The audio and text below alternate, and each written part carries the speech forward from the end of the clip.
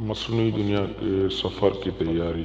مریخ کے مصنوعی مشن کے لیے ایک سنگ میل اور ناسا ایمرجنسی کے لیے سالگرہ منانا۔ میں اس ہفتے کے بارے میں آپ کو بتانے کے لیے چند کہانیاں بتاتا ہوں۔ ہم 12 اکتوبر سے پہلے اسی نام کے دھات سے مشہور بھرپور سیارچے کا مطالعہ کرنے کے لیے 2.2 بلین میل کے سفر پر اپنے سائیکی خلائی جہاز کے آغاز کا ہدف بنا رہے ہیں۔ سائیکی سیارچہ مریخ اور مشتری کے درمیان بنائے گئے مرکزی کشیدراہ کے بیرونی حصے میں واقع ہے اور زمین جیسے چٹانی سیاروں کی تشکیل کے بارے میں ہمیں مزید بتانے کے قابل ہو سکتے ہیں۔ یہ ناسا کا پہلا مشن ہے جس میں کسی ایسے سیارچے کا مطالعہ کیا گیا ہے جس میں چٹان یا برف سے زیادہ دھات مریخ ہے۔ ہمارے پہلے سال بھر کے ینالاگ مشن کے 4 افراد کے رضاکارانہ عملے نے حال ہی میں اپنا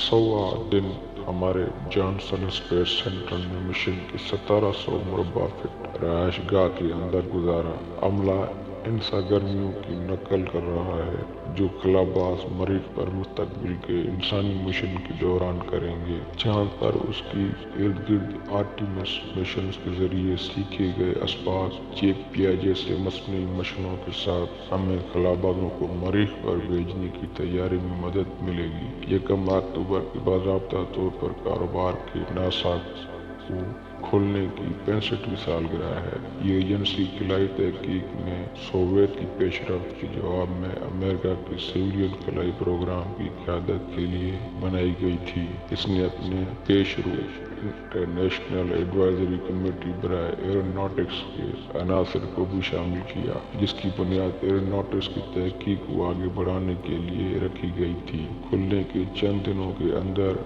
ناسا نے امریکہ کے پہلے انسانی خلا پرواز کے پروگرام پر کام شروع کر دیا۔ اس موسم گرما میں ہمارے اسٹوڈنٹ ایئر بورن ریسرچ نے اپنی 15ویں سالگرہ سار پروگرام یا منائی۔ سفر انٹرنشپ پروگرام اوپری سطح کے انڈر گریجویٹ طالبات کو تحقیقی تجربے فراہم کرتا ہے۔ Airborne science programme NASA ہے جو بورڈ فلائنگ سائنس لیبارٹریز خاص طور پر تحقیقی مصنوعوں کے لیے تیار کردہ طیارے پر تحقیق سائنس مہمات کے حصے کے طور پر فراہم کرتا ہے۔ اس ہفتے ناسا میں یہی کچھ ہو رہا ہے۔ اس بارے میں مزید جاننے کے لیے کہ ہم اور کیا دیکھ سکتے ہیں۔